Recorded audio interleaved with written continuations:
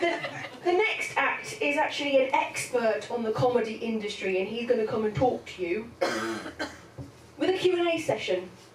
So, yeah, so no talking to him about equations in the background, Q&As. So just be sensible with him. And right, I suppose we better have a nice warm up. What's your name, Mrs.? Samantha, another lovely name, and very amenable as names go. Samantha, will you be our cheerleader for the final section of the evening? Spread that clap! Welcome to the stage, Dave Chedderton. Hi guys, hi. My name's Dave. My name's Dave Chedderton, and I'm a comedy industry expert. My friends call me Cheddars. I'm known in the business as DC. You can call me Dave. Now, I'm an agent, manager, producer, director. I used to do stand-up myself before alternative comedy came crashing in like an unstoppable tornado.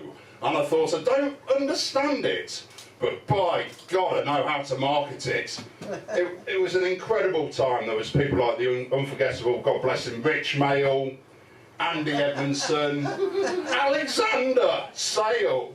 That's right, I was on first name terms with all of them. Now, I've worked with everyone in this business over the past 37 years. That's everyone apart from Lenny Henby and Richard Heving. I didn't see the point. There's better comedians with a surname beginning with H, like Harry Hill. He doesn't make me laugh, but he gets bums on seats.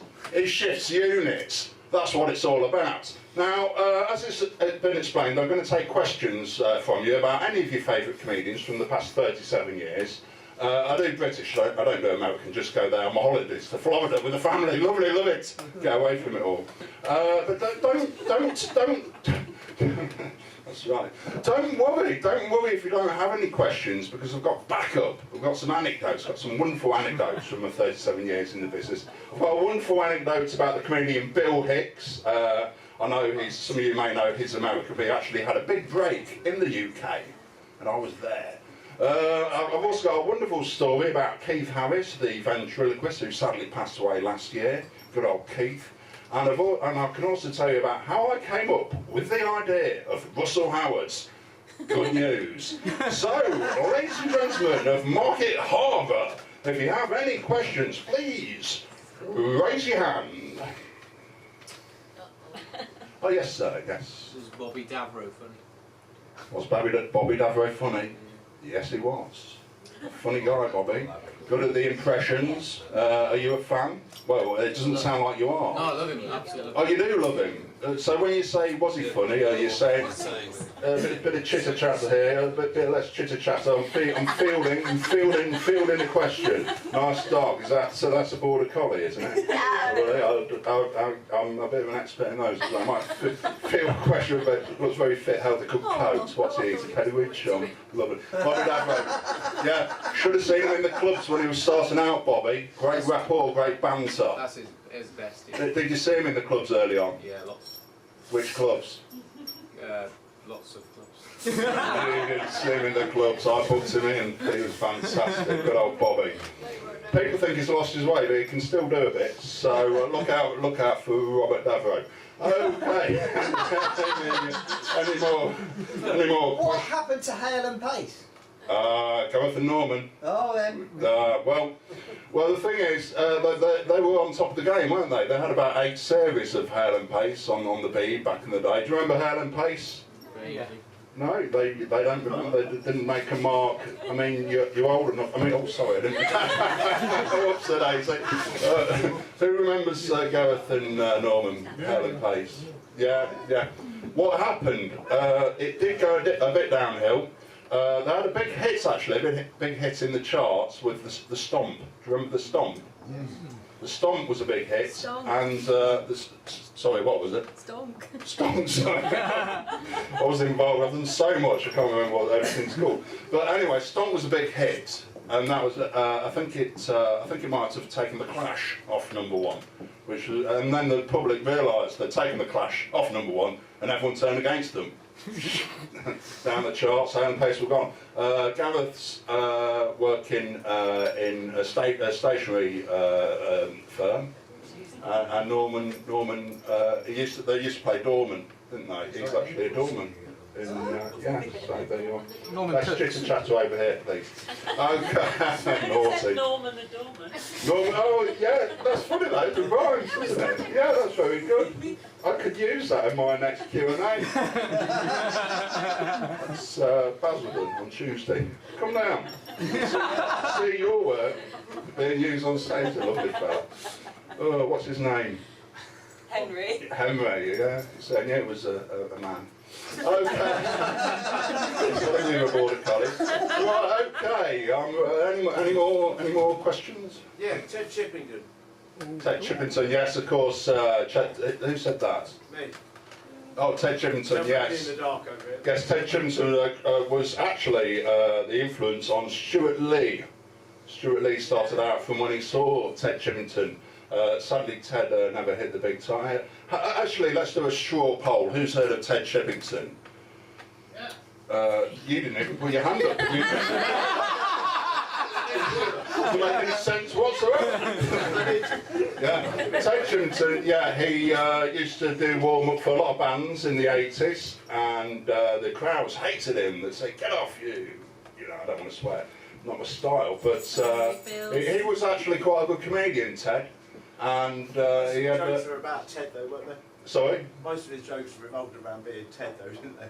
Yes, he liked talking about himself. Yeah. Yes, I like doing that as well. If you want to speak to me afterwards, I'll tell you all about my 37 years in showbiz. Been fantastic. And you may have heard of Stuart Lee, but Stuart Lee saw Ted Chippington do warm-up for a band in the 80s, I forget the name. And he thought, I'd like to have a go at that, and now he's very successful. And Ted liked to go down badly. He enjoyed doing badly, and then he started doing well, and he gave up comedy and became a truck driver. But then he started doing well at truck driving. He got all his drops done on time. I thought, sod this, I'll go back to comedy. And so he's doing that again quite badly. That's why you've not heard of him. Any more questions about the business? Favourite comments? Anything you want to know? I'm happy to. I'm happy. I don't care. I'm being paid. Not enough, but less than a grand. Chuckle Brothers. Chuckle version. Chuckle Brothers. They're very popular, aren't they, the Chuckle Brothers? What do you want to know about the Chuckle Brothers? Were they real brothers? Yeah, I believe they were. Is it Trevor? No, that's Trevor. Paul and Trevor Barry. Simon. Paul and Barry. Yeah. Paul and Barry. I've not worked with them too often. I remember an incident in Blackpool where they all shared the same hotel and we all got thrown out. It was, I think that was Paul Chuckle's fault, larking about with a fire extinguisher. You know, but these things happen when when you're on tour. You know, you get bored, don't you? But yeah, I'm not a big fan, but they're popular enough. Are you a fan? Love. Did you see them in the clubs? All the clubs. All the clubs when they were starting out with Chuckle Brothers. Fantastic. I think we've got a question. Have we got a question? You've got a question about... I was going to say, do you want a drink? But anyway. GMT? Okay, my mum loved Morecambe and Wise. Oh yes, well, who doesn't? Fantastic, Morecambe and Wise. Yes. You work with her? Yes. Well, yeah, I did briefly. I was a runner. I packed in the comedy. I did 12 gigs, and my 13th gig was booked in, and I thought, oh God, 13, that's a bit.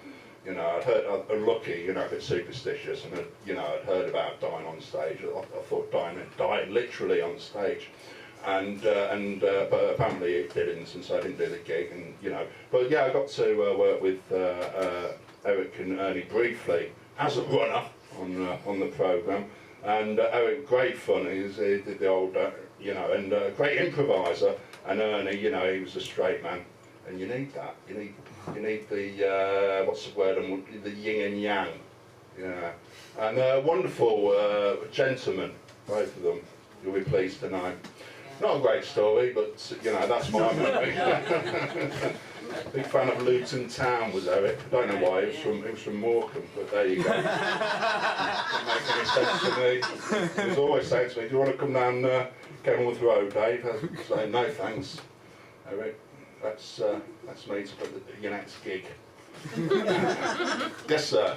He's not a comedian, but as you're in the business, I was just wondering if you knew what happens to that Rolf Harris. I've not seen him on TV for a while. Well, no, there was humour in his acts, but it's been it's gone to. I was hoping he said something funny that took the pressure off. What did you say, sir? I said he tickled a lot of people. He did. Yeah, it's very unfortunate. It's very unfortunate that happened about Rolf. I didn't see it coming, to be honest. Okay. Any more questions from the room? Is Jimmy Tarbuck really an arsehole in real life? Oh no, Jimmy, very nice man. Jimmy. Yeah, I played golf with him just 2 years ago. Yeah, lovely fella. Got a good swing. I loved his joke he did at the Royal Command performance in '65. I was only 5 at the time. Did you see that joke he did? He saw the Queen in the Royal box. He said, "Oh, that reminds me, I must buy a stamp." Great banter. And he got away with it as well. Yeah. So you've heard Jimmy's not a very nice man. Yeah, a bit of a pickpocket in the dressing rooms and just. No. Ah, a bit of a drunk. Yeah. There's a pickpocket. He's here tonight. Do you mean stealing money or jokes? Money? That's even worse than stealing jokes. That's awful. Because he's quite tight with Bruce, isn't he? Brucey 4, sorry. Not heard that rumour. I'd like to deny it on his behalf, because he'd expect me to. And yeah, nice man. He owes me a tenner though. That's 14 years. Okay, are you raising your hand, madam? No, I'm just thinking he's a scouser, isn't he? That's why he's Oh, I hope you're not using stereotypes, young man. Are you using stereotypes? Fantastic. Okay. Oh, time's cracking on. Okay, right. We're time for 2 more questions, and then I'll be going back down home to home. I'm in Chiswick, I live in West London. Very nice. Did Bobby Ball hate Tommy Cannon? No, there was a friction mid-career, but that's fine. Okay. It happens though. It's because you've got to, when you want to move on and develop, you get to hit these points. Actually, they're my favourite act, by the way. Cannon and all. Love them. Good Christian values. Christian always down the church. What's Jimmy Cranky doing now? Jimmy Cranky. That's a schoolboy, isn't it? I believe. Apart from running the SNP. Ian Cranky. Apart from running the what? The SNP. Oh, was it the SNP? Nicholas Sturgeon. Yeah. Oh yeah, she does look a bit like that. That's very good. Yeah. No. Jimmy Cranky is preparing. What's the other Cranky called? Ian Cranky. Ian Cranky. Yeah, they're preparing for the pantomime in Dunfermline. So it's all hands to the pump for the Crankers. Got to please people of Dunfermline. Got to make them laugh in 5. And that's what it's all about. It doesn't matter where you are, you've got to make them laugh. So it's been a pleasure speaking to you. I'm going back down to Chiswick now. I'd like to thank Peter for providing me with my ticket from London St Pancras, standard class tickets. It cost me £6.50 to upgrade on the way up. It cost me £6.50 to upgrade on the way down, way back down. So I'll speak to him about that. Add it onto my fee, my meagre fee, less than £1,000. Especially it should be a weekend rate. Okay, thank you, Mark Harper. I'm Dave Chedderton. Thank you very much. Yeah.